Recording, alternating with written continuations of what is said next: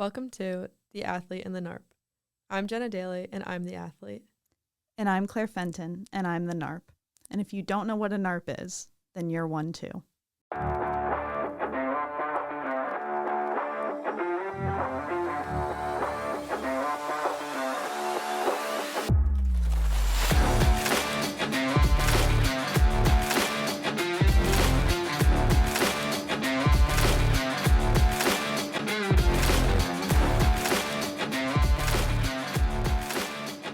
Welcome to the 12th episode of The Athlete and the NARP.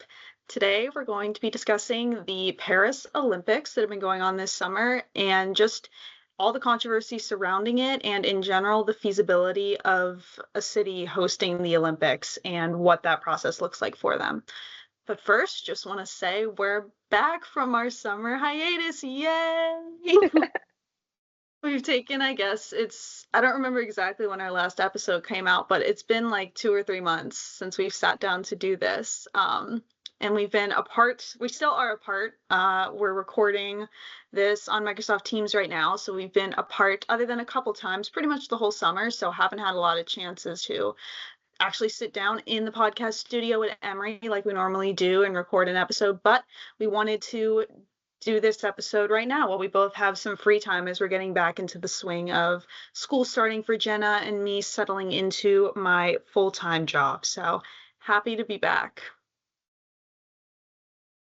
So exciting. Yeah, I do miss the podcast studio though. This is definitely a different feeling than what we're used to. So I don't know. I'm excited. We're going to be talking all things Olympics, and there's a lot to cover today. So I feel like when we were kind of talking about things and researching different things, we ended up kind of almost going in two different directions with what we were looking at, and so that'll be kind of cool to put everything together and kind of and see where that goes. So, and I'm also really excited for our Fun Friday. So if you're listening, stay tuned for that because it's a good one. Yeah, I feel like that's our favorite part of every episode too. It's just coming up Almost with what every we're going to time. do. Yeah. Yeah. So yeah, I mean, we can kind of just, as we always do, jump right into it and start talking about these Olympics. So if you've been following at all the lead up to the Paris Olympics, you might have noticed that there's been a little bit of controversy surrounding it for a variety of reasons. I think probably the one that was maybe most concerning or most famous is protesters setting fire to different public areas like right before the opening ceremony, because Parisians have been really, really upset and frustrated with the way that Paris and France in general has gone about hosting the Olympics. And there's been a lot of protesting and debate from workers and local businesses about just it's kind of ruining their day-to-day life for like months on end, and they feel there's not really been a ton of concern or care showed for them still being able to live their lives even with this event going on. It just really captures, I mean, the animosity to some extent that's been surrounding these Olympics just from the very start before the games even happened. And we're going to get into all the mishaps and mistakes that have gone on within the events themselves. But even in the lead up, it just seems really like from the jump, nobody was super excited about these Olympics happening. So, and I wouldn't say that they've done a ton to dig themselves out of that hole, so to speak, in the past few weeks that these Olympics have gone on. Yeah, no, definitely not. And I feel like anytime that we were sending things to each other, like no one was really talking about the Olympics except when it was something negative to say in the lead up. And every time you would send something to me or I would, we'd be like, or just a reminder, the Olympics are happening. And then, like every time we'd be like, oh yeah, that is happening. And it was just because like no one really seemed excited about it. And then there were a ton of complaints from like Parisians saying that they didn't want it, and there was even something with there was all those concerns which we'll talk about in a little bit with the open water swimming, but like there was a protest that was going to happen where people were actually going to like use the bathroom in the water upstream, so that way like it was completely contaminated. I don't remember if that ever ended up happening. Like I never saw anything after it. I just remember seeing something being like, hey, this is happening in a few days. But people were so up in arms about hosting it, like they didn't want to. And then I saw a lot of things on social medias, which I didn't really get around to confirming what, like how many tourists there were and stuff, but I saw a lot of TikToks from French people saying like, where are all the tourists? Why is the city not overwhelmed like they told us it was going to be? And then all the comments were like, well, you told us not to come, or you made it so that we didn't want to go, like blah blah blah, all these things. And also there is like the social political environment is not the friendliest for some people. And so there's definitely a lot of things that led to people not really looking forward to these Olympics at all, even before they began. And I think rightfully so. Sometimes when I tell people, especially like, I know I'm an adult, but adults, that I get my information or my news from TikTok, they kind of laugh at me and whatever. And I get that to some extent, but I think what is a nice thing about TikTok or social media in general in this example is that it lets you see like the day-to-day experience or like the POVs of Parisians or athletes or whatever it is, where they get to document their experience at these games in a way that you don't necessarily get from, like, even though it may be quote unquote more reputable and more journalism, an actual news organization. And so kind of to Jenna's point about, people filming the streets and being like, we're all these tourists. At the same time, it's like there was a couple TikToks that I saw from Parisians that were like, Paris had blocked off parts of the city in order to organize or kind of get that part ready for the games. And people, like, that part of the city included people's jobs. It included like places they needed to get to. It was just blocking off roads that they would normally use to get for work. And it was just like, yeah, you're not allowed to get in here. You're not allowed to get to your work or your school or wherever it is. And they had some type of system set up where you're supposed to be able to show like a QR code. And they, like, if you scan it, they would let you in. And that was having issues where people were just denied the opportunity to get in, even though they work there or whatever it is. And it's just completely disrupting their way of life, not for no reason, but I think just in a way that is somewhat unacceptable, I guess, to not be able to get to your place of work or to be maybe a local shop that's in that no-go area where suddenly like people aren't allowed to, go use their business. I think Paris had promised that some of those restaurants that were stuck in that zone, of course, once the Olympics starts, hey, you'll get this traffic and then also we'll pay you back for whatever you may have missed out on. But like, how reliable would that be? Would that actually happen? Like, that's just a promise, but nothing set in stone. And so I think stuff like that, again, where you see that on TikTok, or even I've seen tons of POVs from the Olympic Village from various American athletes talking about just showing kind of what the beds look like, which are famously cardboard. I think they were also cardboard at the Tokyo Olympics, but like the infamous cardboard beds, and seeing like how many people are.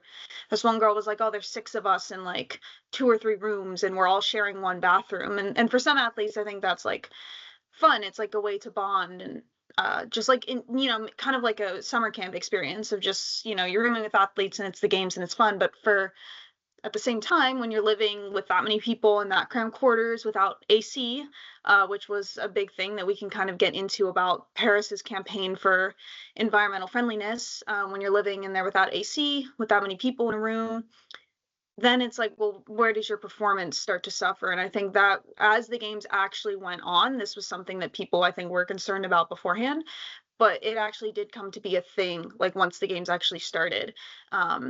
And these environmental ideas, I guess, that Paris had, which I don't think in and of itself is a bad thing, just weren't really executed well. And when they're not executed well, then they really, as it turned out, started to really have no effect at all. And like their campaign for being environmentally friendly was kind of just like a moot point.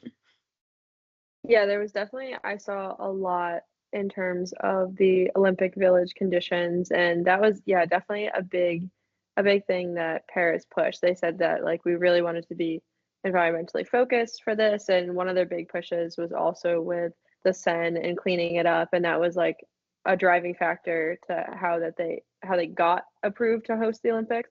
they wouldn't have AC units or like central air systems. And so they were using this sustainable like geocooling system. And so they were basically pumping cold water into the buildings. And it was supposed to like naturally cool down the buildings, which as of course, like as soon as that was released, a bunch of countries, including the US, said that they were going to bring their own AC units.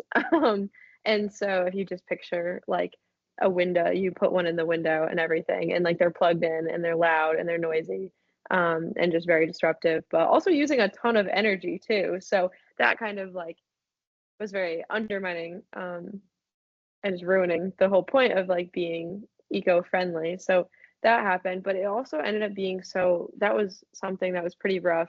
And a ton of, at least I know, US athletes decided not to stay in the village because of that. And so there's a bunch of USA basketball players that didn't play, didn't stay there, including like LeBron, Kevin Durant, Brittany Griner, like all of them. So one thing that a lot of people saw was the viral photo of like the Italian gold medalist sleeping in the park.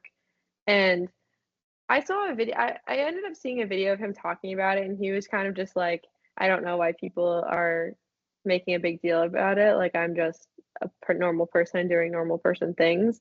But it had been like, it blew up because everyone was like, oh my God, like the conditions are so terrible. He's even sleeping outside because it's so bad. And like, he had actually said that the conditions were so bad that he thought his performance in the 200-meter backstroke was affected. He didn't make the finals there. He ended up winning in the 100-meter, but he said that the village was so brutal at night that like he thought that he was just exhausted and just like overheating every single night. So I thought that was interesting, just because the whole point was to like save energy, and then by doing that they probably also contributed more to their carbon footprint. I guess there was a ton of like food shortages and things because the Olympic Committee decided that they really wanted to go green and really reduce carbon emissions. So they had a super limited amount of like meat and eggs. I didn't realize avocados are super popular for Olympic athletes. I mean, I guess it makes sense, but they decided pointedly not to have them because I guess they take up a lot of water to grow and store, and then they have to like ship them over in an airplane. So they chose not to have avocados, and people were very upset about that.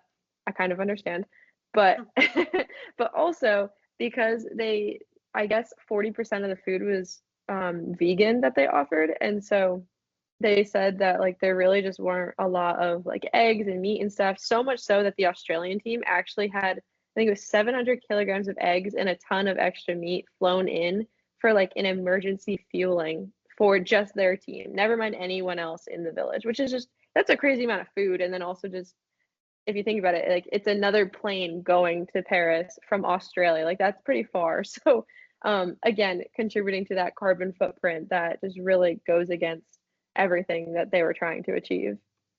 You know, when you have the Olympics, you train for 4 years. For some people, they go to the Olympics once. It's their one chance to go to the Olympics and compete their best and try to get a medal. And so then to get there and to be subjected to no AC and like in the food conditions that they had is really like extremely frustrating, just even as an outsider. I mean, these athletes, they have their body nutritional composition and what they need down to a science, and it really is like 1 extra hour of sleep or this many extra calories can be the difference at that level between a gold and a silver, like a medal and not a medal, a podium or not. And so I think it's just really unacceptable that they could fall so short on these two basic things, which are all just essentially like sleep and food for these athletes, where they feel like it's not adequate, especially with the AC. Like this Olympic Games was projected to be the hottest Olympic Games on record. I was watching the US women's national team play in the gold medal soccer match on August 10th, and they required a hydration break during the game because it was so hot. They only do that when they feel like it's actually like a bit hazardous to the players. It's not something they'll do casually. And I was looking, that prompted me to go look at the temperature for Paris kind of over the like into the next few days and what it was that day. And the highs were like in the 80s and 90s. And that day for that gold medal game, there was actually like an excessive heat warning for that area. And so when you have like that high of temperatures where there's like a excessive heat warning, water cooling the buildings probably just isn't going to cut it. And I think that's extremely unfair to expect athletes to have to deal with that. And again, I commend Paris for trying to be more eco-friendly because there is a whole discussion to be had about the environmental impacts that hosting the Olympic Games has. All that travel from all over the world, tourists and athletes and everything coming to one spot, and the amount of food waste and, just there is a lot of environmental impact that can go into having the games. So it is commendable, and there probably should be a really strict effort to try to reduce that carbon footprint. But at the same time, you can't like half-ass it. And I feel like that seems like where Paris went. It's just like, let's just try this and see what happens. Having 40% of your food be vegan is like a massive dietary change. Like that's if athletes show up and they're expecting to be able to eat what they normally have, and then they have like mostly vegan food, which I feel like is notoriously low in protein and other like micronutrients that often people who are vegan have to like be really active about supplementing or going out to really specific sources to make sure they can get their required nutrition intake. To just like kind of have that and like for athletes to get there and be surprised by that or not prepared for it, I think is completely also unacceptable at this level, where like that is a super critical thing that they need to have.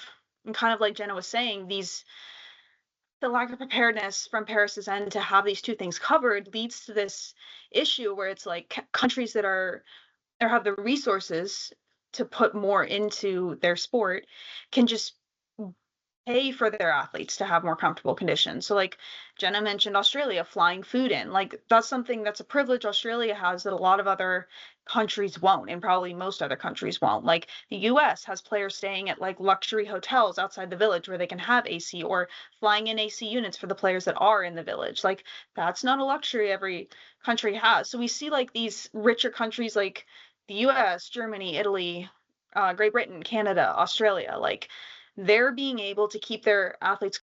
That kind of brings this level of inequality to the Olympics within the games itself that really is avoidable and shouldn't be there when these athletes are just trying to perform at their best and maybe bring home the first medal ever for their country or something like that.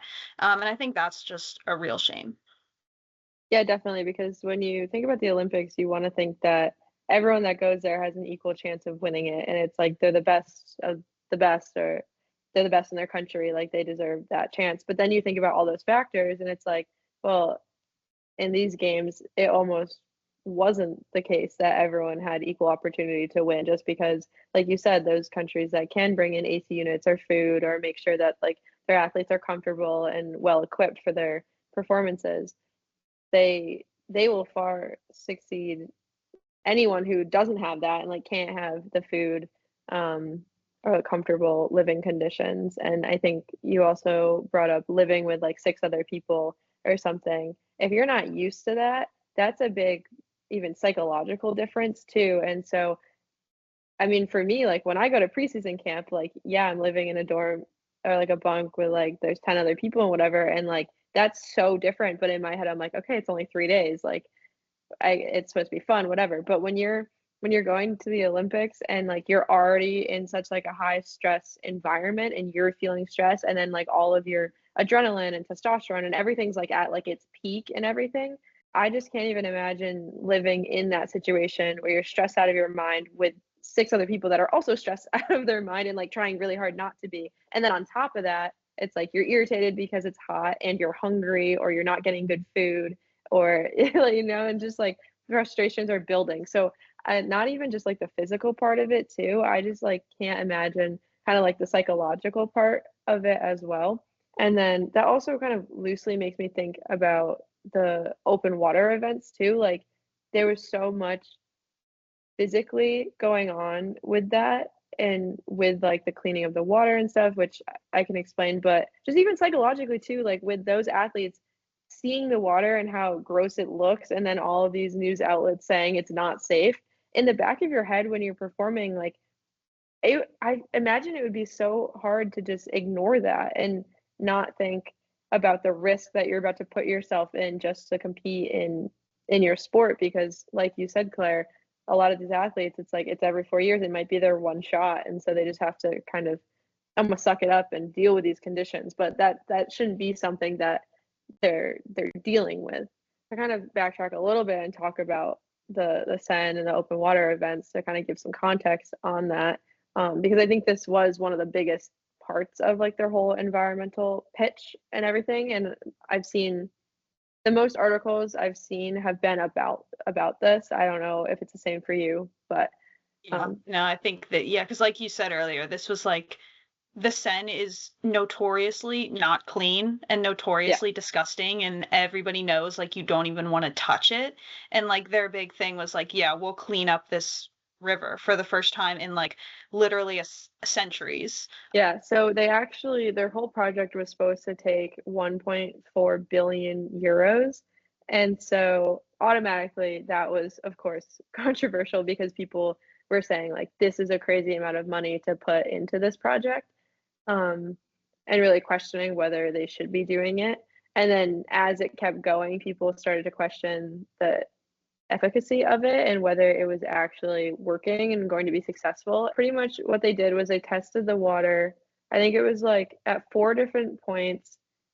I'm pretty sure it was 8 times a day. They tested it for two different bacterias. One of them was E. coli, and then one of them I unfortunately cannot pronounce, but it was basically related to fecal matter in the water, which could lead to different bacteria and other diseases. So they're testing for those, and pretty much every single day of the Olympics, at some point or another, high levels of bacteria were detected at some point in some point of the river. That's, to me, very alarming, because you would think that if it's showing up once, then like there is the risk that when people are swimming in it, it will, like, the bacteria is there and that there's risk of infection and disease and everything.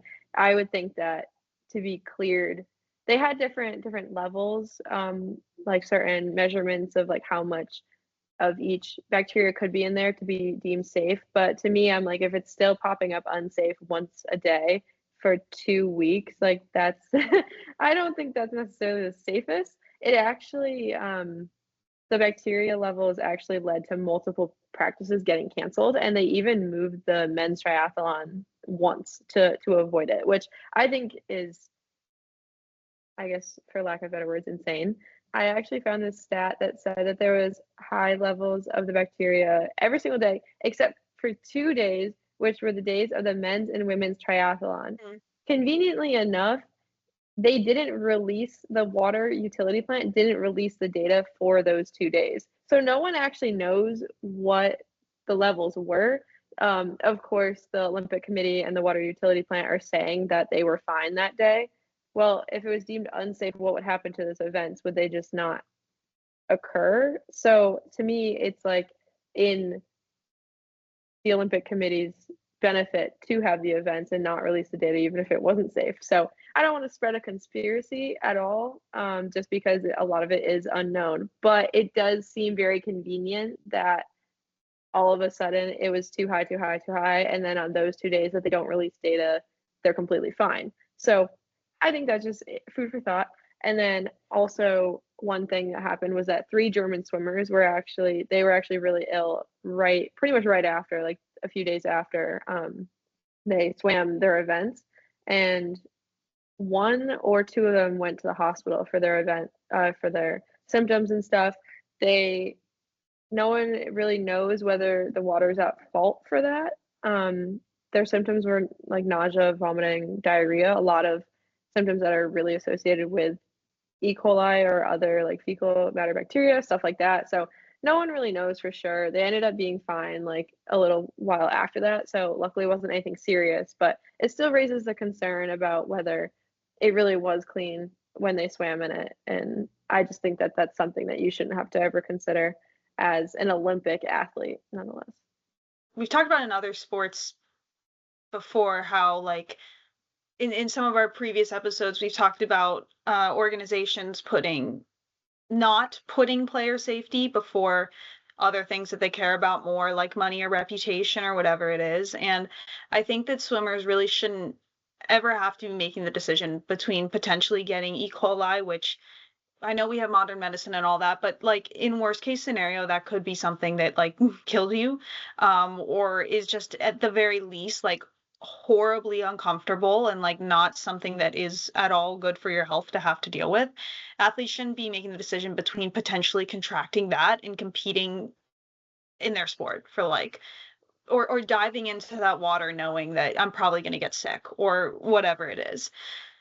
Obviously, Paris is at fault for not, I'll just say like not getting it done like confidently and conclusively. I think that's fair to say that they didn't clean this river conclusively. It's not just on them. I feel like it's also on governing bodies like the IOC, who gave the games to Paris and like were like, yeah, you can probably make good on this. You know, there is responsibility just outside of the city itself.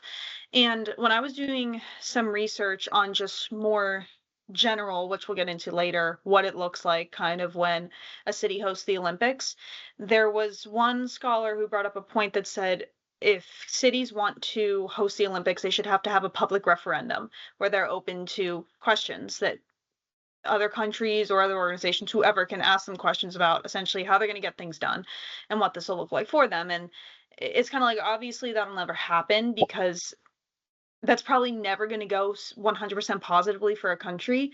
For example, LA is hosting the 2028 Summer Olympics, and their big push is to make it a completely carless Olympics. What exactly mean?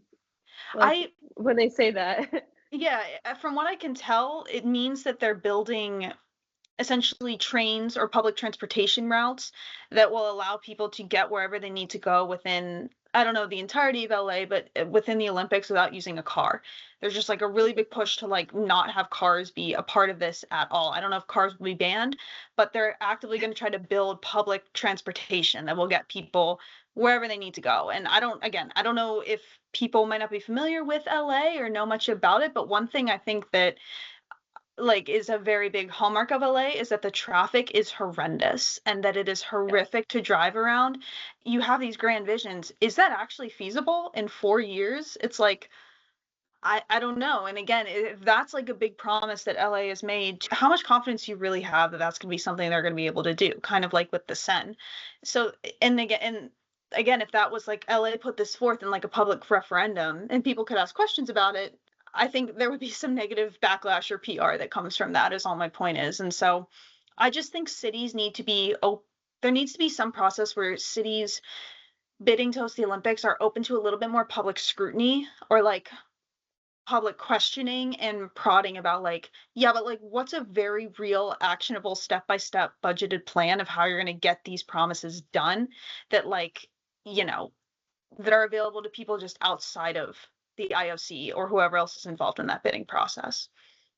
We've talked about it before where we have debated whether like sports are political or not and how they're like inherently political.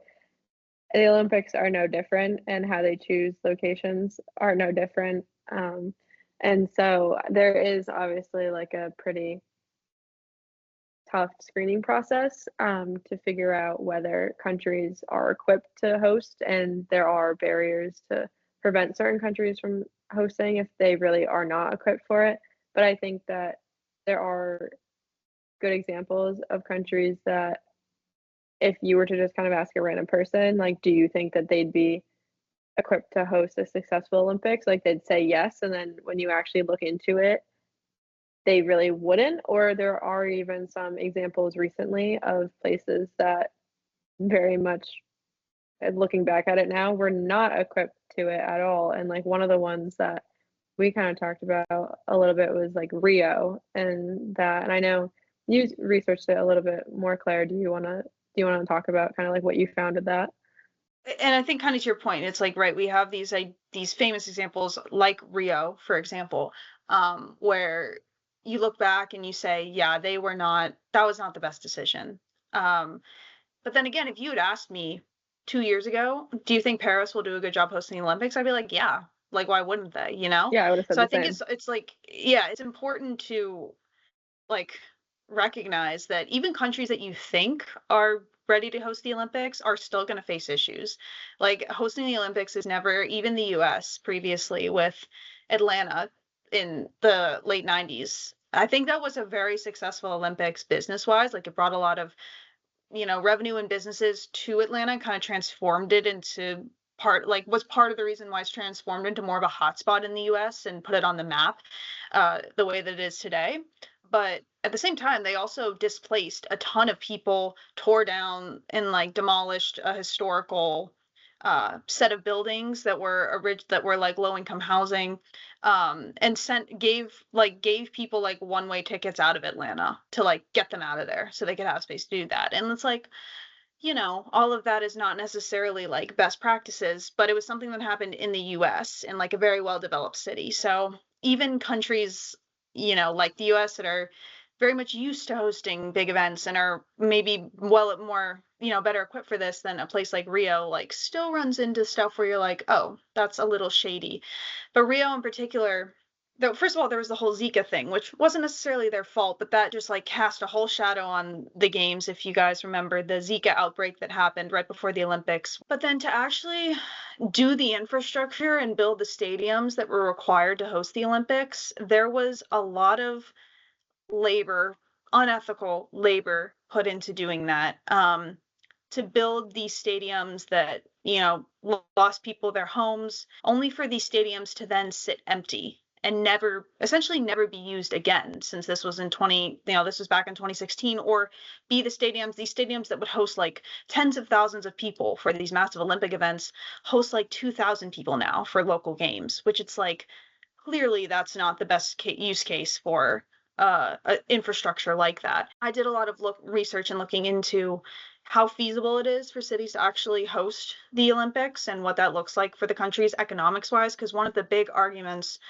for countries hosting the Olympics is that when you host, you're going to bring in all this economic revenue. There's going to be so much tourism. It's going to add to your economy, to the restaurants, to the hotels. Like, it's going to put you on the map. People will want to come here, blah, blah, blah, blah. Sure, you're going to spend a lot of money, but you're going to make all that back. And there's been well-documented research that is not the case. And a quote I read from a New York Times article that was kind of discussing this phenomenon, was talking specifically about the building of infrastructure, which is a big pitch that a lot of times cities are told, like, we'll build this infrastructure, it'll be transformed into this other usage once the games are over, and it'll be like really helpful for the city. But in the case of stadiums, Benjamin Applebaum from the New York Times wrote, and even though Brazil, like other recent hosts, has sought to make stadium spending more palatable by also building general infrastructure like highways and airports, the public would derive the same benefit at far less cost if the transportation projects were built and the stadiums were not. And I think that that's a really interesting point, which is like, but there was one particular example kind of illustrated this, which was New York, where in 2012 they were bidding against London to host the Summer Olympics and they lost. But in their process of getting up to that bid, they had planned out this whole setup for how they were going to do a bunch of public works projects in order to host the games and kind of get the infrastructure and the transportation going. They lost the bid, but they went ahead and did the projects anyway.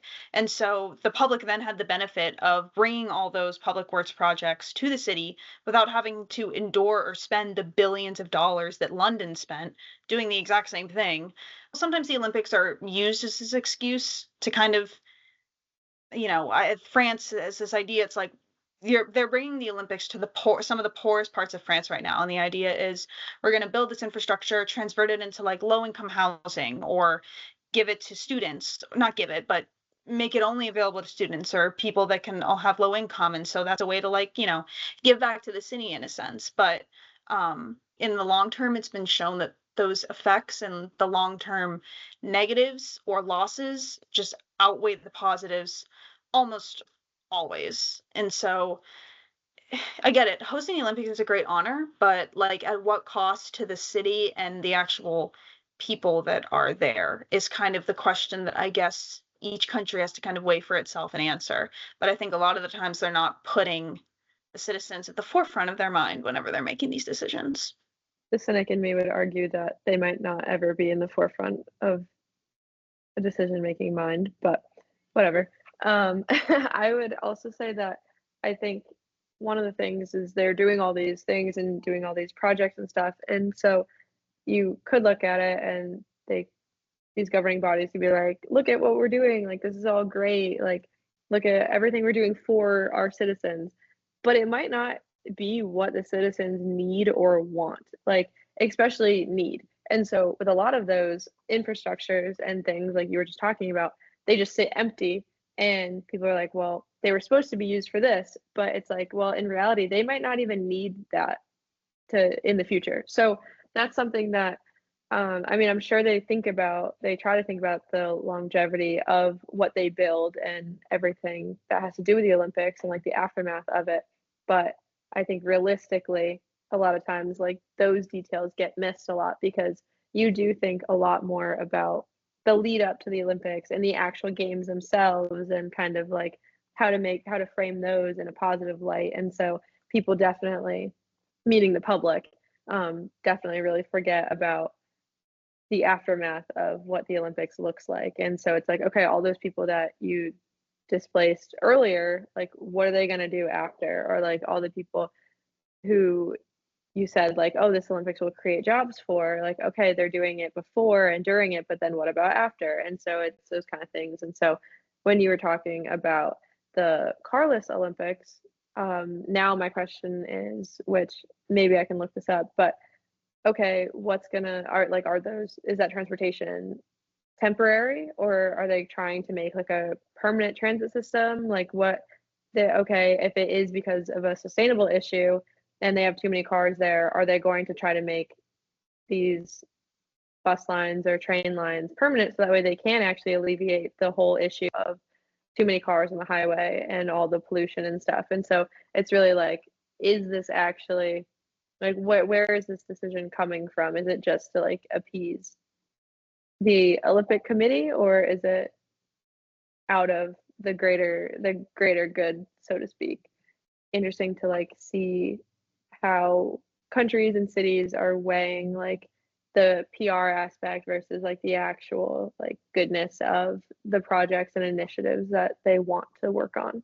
One thing that kept on coming up in the research I was doing was that oftentimes countries view the Olympics as a quick fix to all their problems, dealing with poor populations or public issues in terms of, again, building infrastructure or like revitalizing the economy or putting themselves back on the map.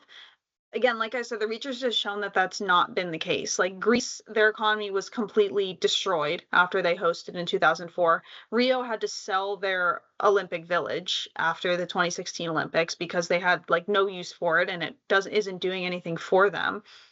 Barcelona was actually an interesting example where in the 1970s, countries went through a phase in the 80s where they were scared to host the Olympics because of the reasons I talked about, where it just wasn't being profitable for them and it just wasn't worth it. Barcelona was languishing economically kind of before that, but had a bit of a kind of got their shit together right before that and hosted the 1992 Olympics. Like, again, right after all these countries were declining because they didn't want to do it. They had begun preparing for the Olympics years in advance, like decades in advance, being like, okay, we're gonna, remake the railways, we're gonna redo the airport, we're gonna remake the beaches. So like, and all of this was like projects they were working on bit by bit so that like one day when we're ready and the opportunity is there, we can host. 15 to 20 years or so of preparing for the Olympics in bits and pieces, as opposed to like, you pitch this and then in 4 years you got to have it all done. And even for them, they still had issues after hosting where like low income housing was pushed into becoming like luxury hotels. There was more suburbia where you have and more gentrification where richer people were moving out of the city and creating this suburbia that wasn't there before, that is just changing the makeup and the demographics of the city in ways that maybe people hadn't expected. If anybody has seen the TikToks or the social posts from people in Barcelona this summer that are visiting, like, the city has become extremely anti-tourist, like shooting people with water guns in restaurants and like blowing whistles outside hotels and like yelling at people to get out of Barcelona. And part of that is, could be traced back to these Olympics, where it's like they're on the maps, they become this tourist hotspot. And now it's just like completely flipped, where it's like people don't want them there anymore. And one of the points that I saw in one of the articles is like, a lot of the times, all the Olympics does is signal to countries that like, we're strong, we're economically viable, like, trade with us or do whatever it is, like, we're fine. And so a lot of times, like, cities are better off like if they bid and lose, because it's like I said with New York, like, you bid, you lose, but like now everybody knows, hey, New York is capable of doing this, as opposed to you bid and you win. It's like, okay, Barcelona, for example, is capable of doing this, but now they're spending billions. That boosts the economy in a different way, again, without having all the financial burden. Making LA more carless is probably a fantastic idea, but that's also a massive project. Like, that's something that probably a lot of people would benefit from and should be done the right way. And is it going to be, and that's also one thing where it's like, you have one chance to do this, and it's like, is it going to be done in the right way within the next 4 years in the best way possible? And I'm not always confident that like the cities, again, are gonna do something that has like the long lasting best interest of their actual population at the front of their minds. Yeah, and it's so weird to think about because cities do get their bids like far, very far in advance. It's, I think it's like 8 to 10 years. Like, it's pretty far. I remember Well, I think because well because Salt Lake we City just got it just for won their bid, and that 2034. was 2034. Yeah, so that's about Yeah, 10 years. so it's like 10 years. So it's just weird to like. I mean, I imagine I would like to think that these plans are put into motion before 4 year, like before a 4 year mark. But it is strange that I feel like you don't really hear about a lot of those projects going on right when they get the bid, or like, and I know it takes a little while for public works projects to start, but it doesn't take 6 years. And so it is strange that they have 10 years and it still seems like there's a lot that falls short um, in a lot of the recent cases. So I'm very curious to see kind of the fallout and aftermath of the Paris Olympics and kind of see like what in the next year or two, what people say about it and kind of what goes on there. And then I am really curious in 4 years when LA hosts, like what Carlos Olympics looks like, first of all, and then also, is it going to work? Like, are people Mhm. going to be confident in it working? Hopefully, the idea is it's a really nice PR boost where it's like, oh, this place is really nice, like, would like to visit or would like to learn more, or athletes have Hmm. like rave about their time there, like, whatever the deal is, it's supposed to be something positive for just your country's name in this sport of globalism or whatever. I don't feel like there's been really any positive PR to come out of the Paris Olympics, and whether or not that's just the media blowing things up or the very legitimate negatives outweighing any positives, I don't know. But to briefly touch on the way also some of the actual events have had like controversy and have not been run smoothly. The women's gymnastics events have had, I think, probably the most controversy. The For example, just to run through quickly, like the beam final, the most stressful event for them, Simone Biles came out publicly and said all of us hated it. It was really weird. Usually we have music in the background to kind of simulate a practice environment and to help us de-stress with it, but they refused to play music for us even though we asked multiple times. There were a bunch of athletes that fell off the beam during the finals, including Simone Biles and Suni Lee, her teammate for the US. And so it was just, like Simone said, a weird beam final, which again is not like the worst thing in the world, but still bizarre and something it feels like could have been avoided. Just today, it was confirmed that Jordan Childs of the women's gymnastics team for the US was asked to turn in her bronze medal, essentially because of a mistake that the judges made during her event that occurred 5 days ago. The girl in fourth will now be third and get that bronze medal. She's from Romania. And Romania was like, hey, we'll share the bronze medal with her. Like, it's no big deal. She can keep hers. And the IOC said no, she has to give it back. So that's just like, again, another thing where it's very strange, very bizarre. Track and field, I know that there were issues with the stadium not being covered, and it rained quite a few days.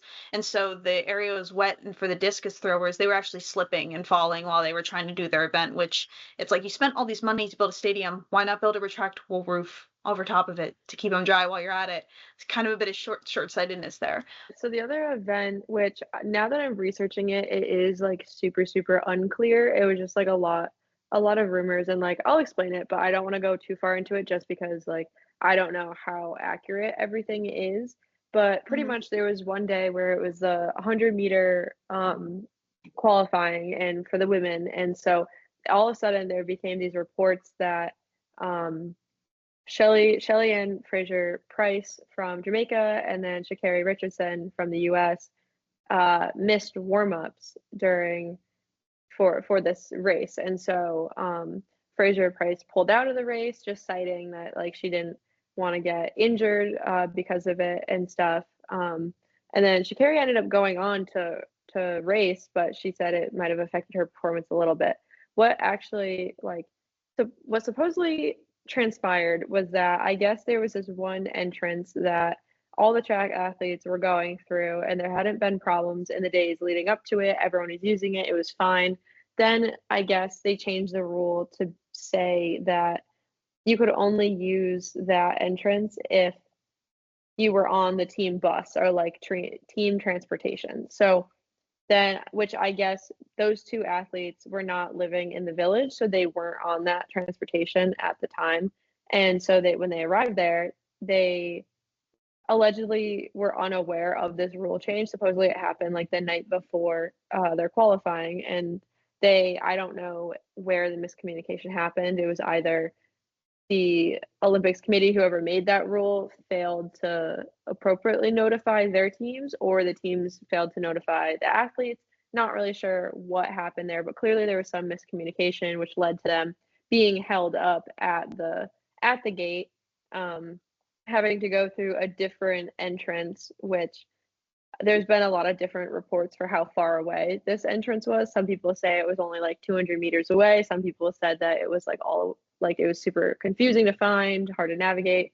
And it just wasn't, either way, it wasn't easy for the athletes to get in. And so Fraser Price and like Sha'Carri are two of the fastest women in the world. And so there was so many articles leading up to this Olympics saying like, putting them head to head and being like, which one's going to win this? Like talking about their training and their style and whatever. And then neither of them end up winning. So it was that was very, very interesting. But again, a miscommunication there. And then something else that I was thinking of, not related to track, just like in multiple events, actually, there were so many national anthem blunders. Like there was, I think it was when South Sudan played, I think it was when they played the US. I could be wrong, but it was one of their earlier games. The Sudanese anthem ended up playing and not South Sudan's anthem. So that was definitely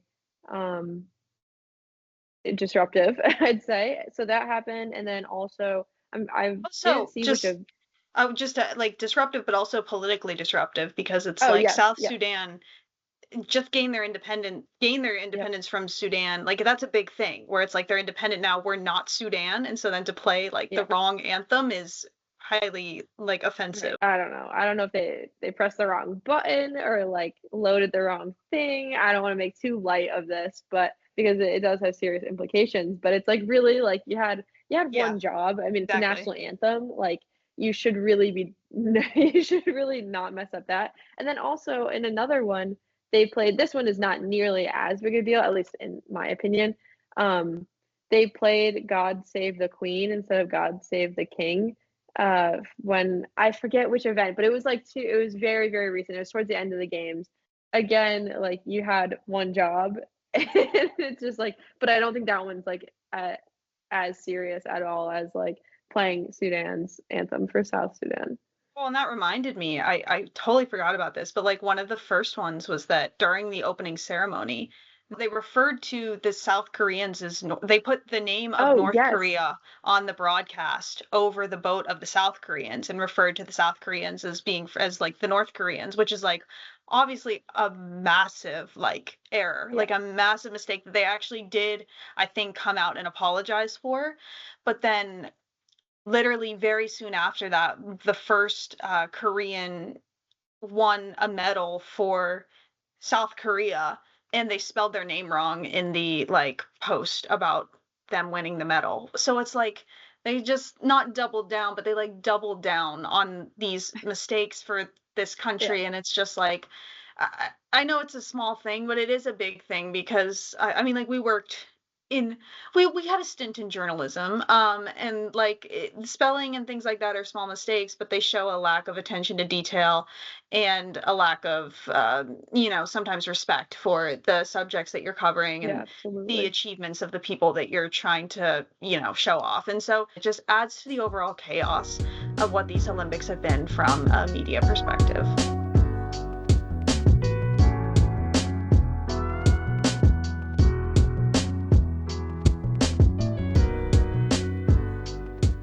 So this week's Fun Friday is also stemming off of the Olympics theme. We decided we're going to do our podium, so bronze, silver, and gold we're keeping it really generic, just like best things to come from the Olympics. Could be literally anything under the sun that is related to the Olympics. Memes, So events, yeah, storylines, headlines, whatever it is, where yeah, anything's fair game.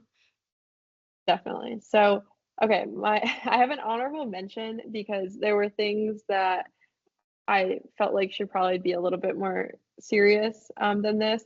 But my honorable mention is the Muffin Man on TikTok, just because like I I have loved every single video that he has posted, and he is committed to the bit. So if you haven't heard of him, basically it's this one swimmer who's obsessed with the chocolate muffins in the Olympic Village. He might single-handedly be saving the reputation of the village cafeteria.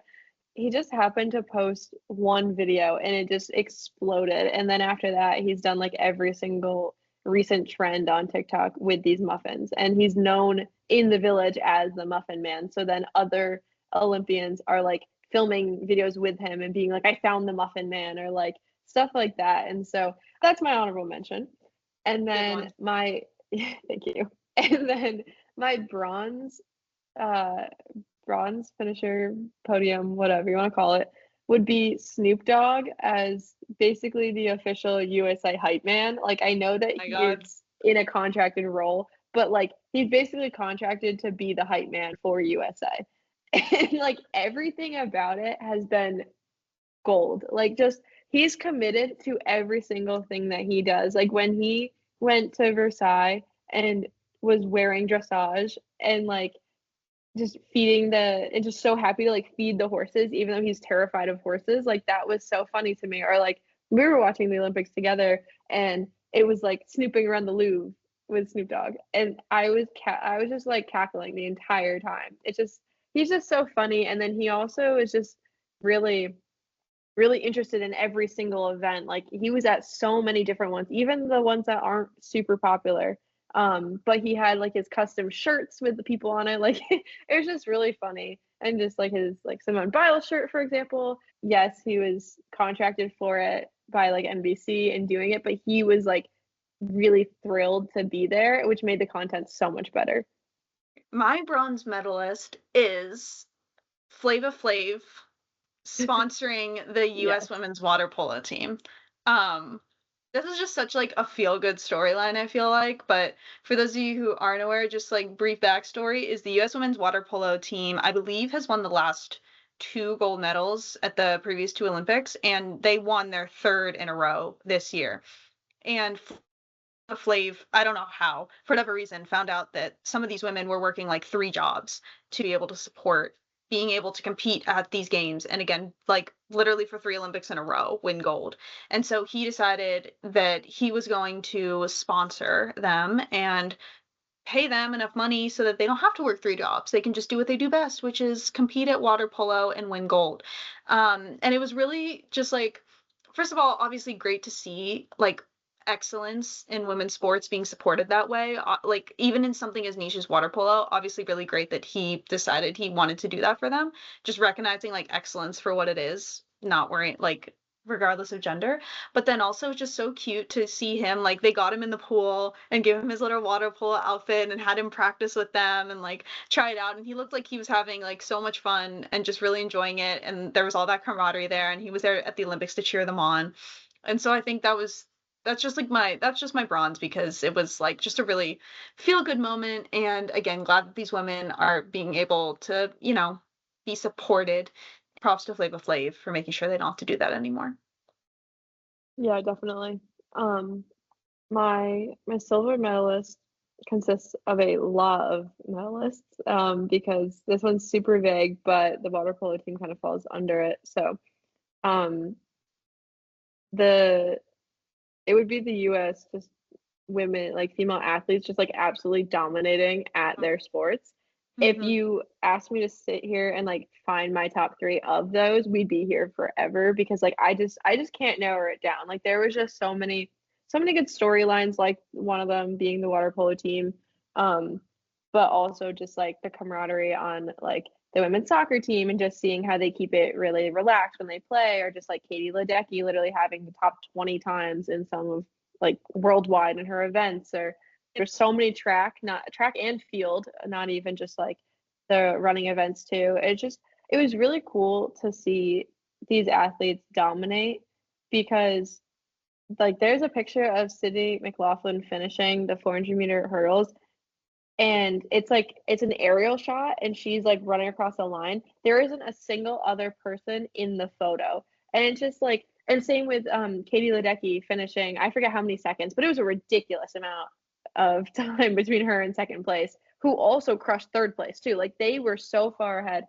So just seeing that, I mean, I think is really uplifting and just like inspiring as a female athlete myself, as just a woman, but then also to see the recognition that they're receiving nationwide and globally, like to see all these people just kind of affirm that they are these legends and that they are like so good at their sport, and people are just like, this is crazy that they can do that. So that's also been really cool to see that, like, I don't know, I told Claire that yesterday I saw a video of someone wearing like everybody watches female sports or women's sports, and it was a t-shirt, and I think that's really cool, and I felt like the Olympics this year was definitely embodying that, so I liked it.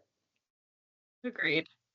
My silver medalist is a little bit niche, but it is Duplantis winning the pole vault.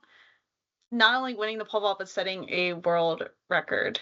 And I think one of the cool things about the Olympics is that I've seen a lot of tweets and stuff about this, but one minute you're just like sitting there watching the Olympics, the next like you feel like you're the most anxious you've ever been for some random diver you've never met before trying to execute like the dive of their life to win gold. And so I think it's like there's something about like getting extremely riled up for these niche sports that is really, really fun about the Olympics. And so I think with this pole vaulting, I was just watching the afternoon session of the Olympics. Suddenly, I'm watching people run around the track, but then they go to this pole vaulter who I've never heard of before in my life, but I hear he's about to set a world record, and suddenly I'm the most anxious I've ever been of the entire the Olympics, like rooting for him. I'm like, please let him set this world record. And he for guys, I guess for you guys that don't know, was raised in Louisiana. He went to LSU with Sha'Carri Richardson. They both started in LSU at the same time. He competes for Sweden because his mom is Swedish, but he is like far and away the best pole vaulter in the world, and he's only 24 years old. And he had already won his gold, but he had like one last round of go attempts to try to clear like the height that would be the world record. And first two, he didn't hit it. And it was literally, you get 3 attempts. It was his last attempt to go for this world record in the games, like all the other pole vaulters had stuck around to watch him. The whole crowd was still there. It was like the last event of the night. Like however many people are in that stadium cheering him on, and he goes for it and he hits it. And like I just like watching that live, like watching somebody do that live was so insane. It was 6.25 meters for anyone who's curious, which is like almost 20 feet, which is like also just crazy. But yeah, that's just my silver because I just never like seen anything like that. It's actually funny because I feel like mine always seem to bounce off yours. So my gold medalist of the Olympics would definitely be kind of a general sense, but the love and support that athletes had for each other during these games. And so actually with the Duplantis breaking the world record, he was thinking about not going for it and not taking like the third attempt. But then I forget who it was, but I think it was a different pole vaulter who told him like, no, you can do it. Like go for it. And he ended up breaking the record. So it's things like that. Or I think of the moment where I think it was Simone Biles and I also think it was Jordan Childs, but they like bowed down to Rebecca on when she was gold, like walking up, and it's just like seeing the joy, and especially in gymnastics too, like they all hug each other and are really like cheering for each other. You could hear Biles cheering for a lot of the non-USA gymnasts, and so I think that was really cool. But yeah, just like all the love and support that athletes have that I think transcend anything going on in the world, like politically, just like those differences. It just really seems like those are put aside, and that people are so like athletes are so respectful of each other and their craft, and really just like admire the work that was put in to get to that stage. So I don't think that's a unique thing to this Olympics, but I think maybe with like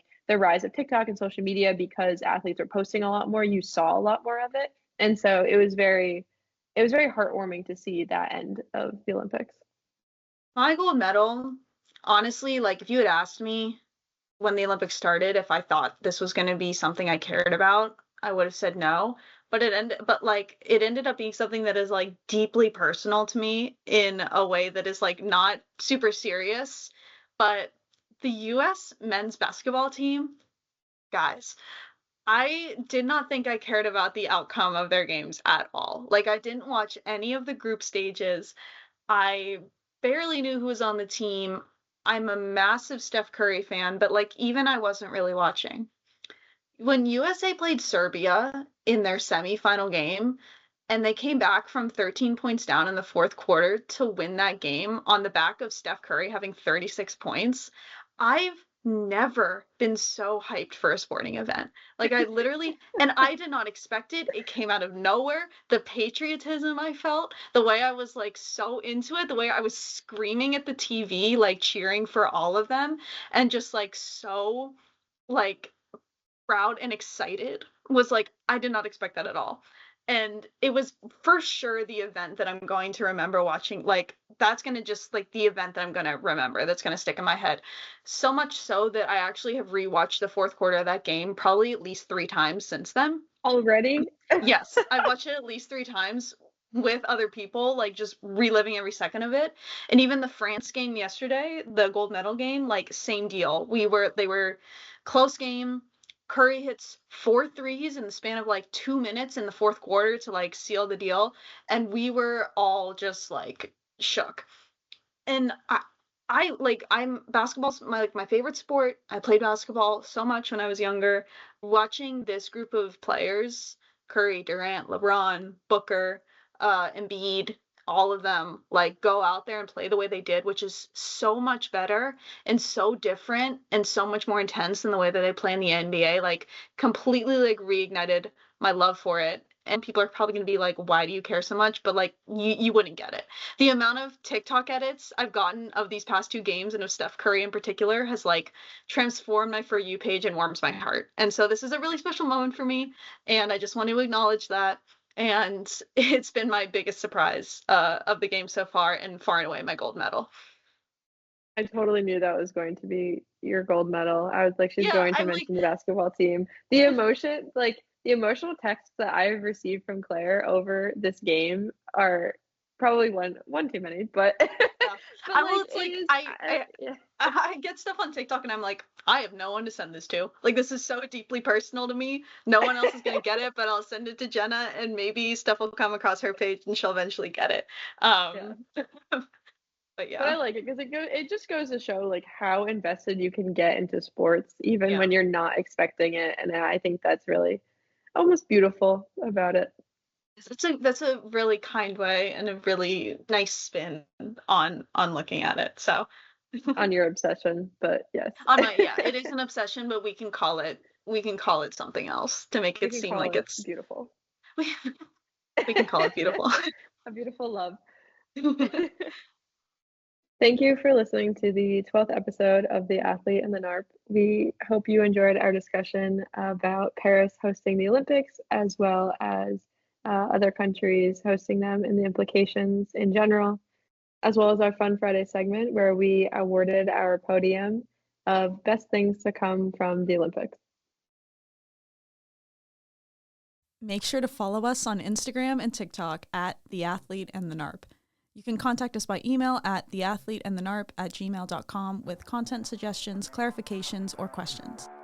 Until next time, I'm Claire Fenton. And I'm Jenna Daly, and this has been The Athlete and the NARP.